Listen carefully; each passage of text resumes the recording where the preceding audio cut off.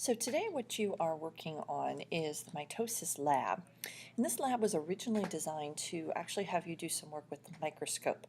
But what I found over the years is that it's actually kind of difficult for students to look at slides and find these different stages, because what you have to remember is these stages of mitosis don't happen in discrete, in other words, they don't just jump to the different stages.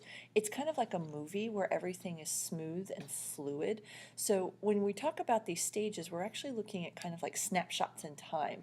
So you're taking a video, and then you're tapping your phone to take snapshots. So all right.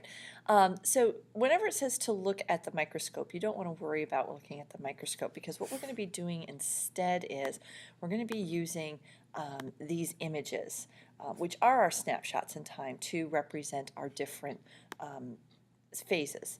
So you're going to be cutting these out, excuse me, and eventually taping them down and then doing some labeling with them.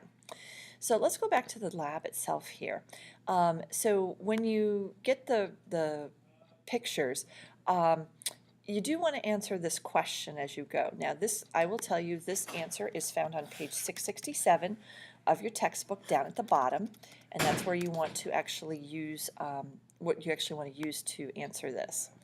So the first thing you're going to do is find interphase, okay, and read about interphase. You might want to look at your notes from yesterday from the activity about interphase, answer the questions, and then figure out which one of the images here is of interphase. And then what you're going to do is then you're going to tape that on the back here. Okay, you're going to tape that right here, and then you're going to label these items: the cell wall, the cytoplasm, the nuclear membrane, the nucleolus, and the chromatin. And so some of the things that you have to label might also help you figure out which picture it's supposed to be. If you have questions or if you're not sure, ask. That's what I'm here for.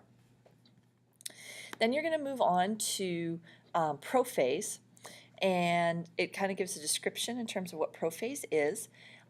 You're going to locate which picture is prophase and attach it. Same thing with metaphase.